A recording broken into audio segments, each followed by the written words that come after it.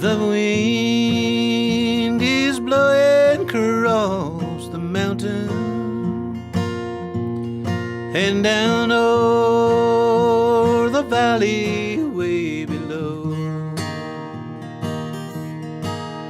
It sweeps the grave of my darling. When I die, that's where I want to go. A railroad born at the turn of the 20th century is the thread that weaves the fabric of Appalachian Kentucky together. The steel rails and wooden ties forever transformed the region, invigorating industry and connecting people. Despite a downturn in the lifeline that it was built to serve, this century-old railroad can once again provide an economic transformation for the next generation of Eastern Kentuckians. The Kentucky Steam Heritage Corporation is excited to introduce the Eastern Kentucky Railway. The wind is blowing across the mountains and down on the valley way below. It sweeps the grave of my darling. When I die, that's where I wanna go. Well, when the L&N wanted to penetrate eastern Kentucky and into coal fields, they had a lot of competition.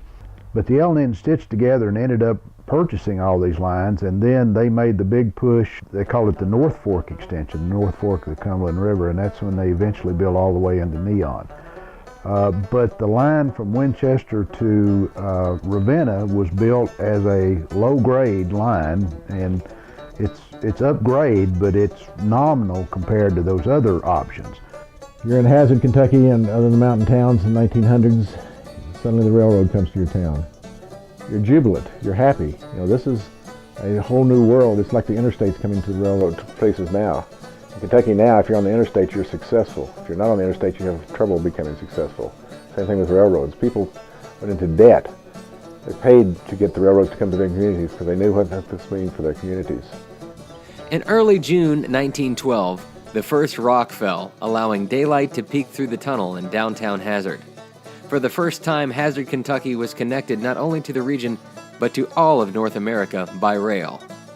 As a result, the rich coal fields of eastern Kentucky were accessible, and most importantly, the people of the region could begin to realize economic prosperity. Before, if you wanted to go on vacation, you might go to the next county if you were lucky. Now you could go to the next state, or to the next country for that matter, in some ways, to the railroads. But the railroads opened up a whole new vistas to people of eastern Kentucky. They allowed them to see things through different eyes. Now you can do that in a day or two at most, whereas before you had to make a week or longer.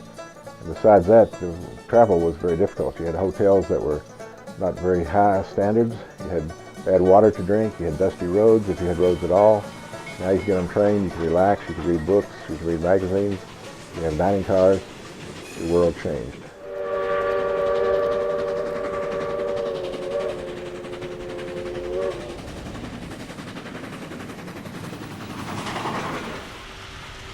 For the next 100 years, the extraction and transportation of millions of tons of coal was the lifeblood of Appalachia. The completion of the railroad helped spawn thousands of jobs and invigorated the towns and people along the line. The city of Ravenna became a railroad town through and through, and was a hub of activity, hosting offices and an 18-stall roundhouse which housed the powerful steam locomotives that ruled the line. Places like Alcatoy Hill and Heidelberg became household names in the region thanks to their importance to the railroad. The EK even inspired the creation of the steam engine that became the signature of the L&N, the infamous M1. These impressive machines were produced to meet the demand to move heavy wartime traffic.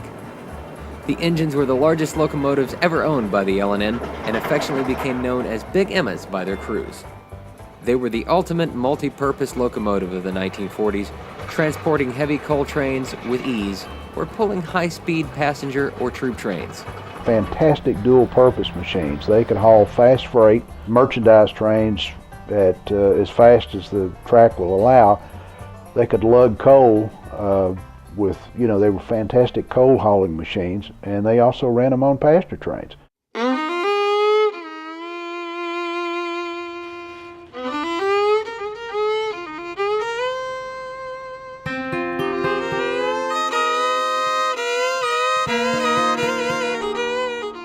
Unfortunately for the towns and the people that it serves, because of the decline of the coal industry, the EK is no longer the economic juggernaut that it once was.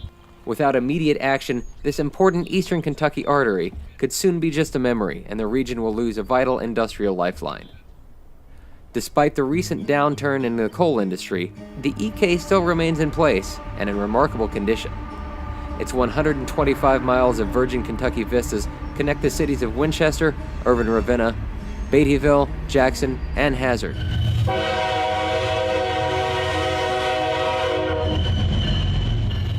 In the spring of 2016, the nonprofit Kentucky Steam Heritage Corporation has begun a campaign to acquire the line from CSX and create the nation's premier tourist railroad while maintaining the rail infrastructure for future industrial development. The EK is an ideal tourist destination. Winchester, the northern terminus, is located minutes from Lexington, one of the most densely populated areas in Kentucky. It is also situated just miles from the convergence of two of the region's busiest interstates, I-75 and I-64, and the expanding Mountain Parkway. The railroad itself is within a day's drive of 2/3 of the nation's population. Exhibiting 3 major trestles, numerous tunnels, and some of the most breathtaking scenery in the United States, the railroad will immediately become a tourist destination. Weekly operations are poised to serve the vibrant cities of Appalachian Kentucky, communities that are eager for the influx of visitors. The world-famous Red River Gorge, Natural Bridge State Park, and numerous camping and recreational facilities are located within earshot of the scenic route. Excursion trains on the EK can carry up to 1,000 passengers at a time and will be pulled by historic coal-fired steam locomotives.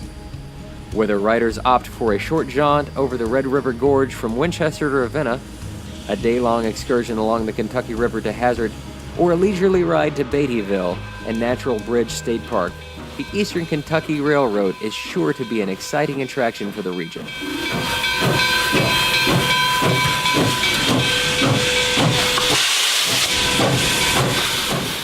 Well, if you relied entirely on hardcore railroad nuts to make this work, it wouldn't succeed, but that's not the appeal. Steam locomotives are incredibly magical. I mean, they make a lot of noise, they make smoke, and they're very animated with their rods and valve gear flashing, and people are just drawn to it. It's a phenomenal thing. And so when the smoke clears, literally and figuratively, you find that maybe 90% of the people that are interested are not really railroad enthusiasts. They just think it's a cool thing to see. And so when you have an economy that builds itself on that, all those people need all kinds of things to support that kind of development. Lodging, eating and drinking places, fuel.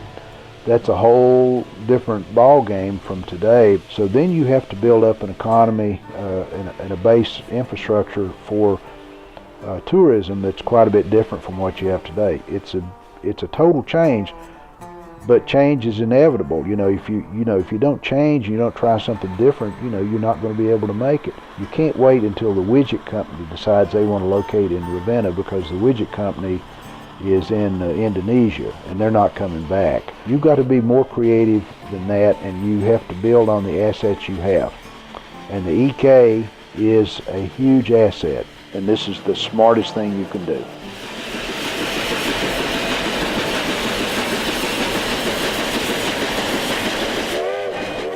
In addition, the Kentucky Steam Heritage Corporation plans to revitalize the vacant shop complex in Ravenna, creating numerous workforce development and hands-on technical skills training opportunities for area school districts and for the Kentucky Community and Technical College system. It's basically like so many lines in eastern Kentucky and southern West Virginia and southwestern Virginia, it was a line built primarily, almost exclusively, to haul coal.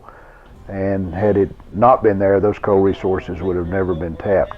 And of course, that's been the base economy for that same central Appalachian region for all these years. And that goes back to the importance of critical importance of using this as an opportunity to find a new base economy and find a new way to sustain a good quality of life for the residents of that region.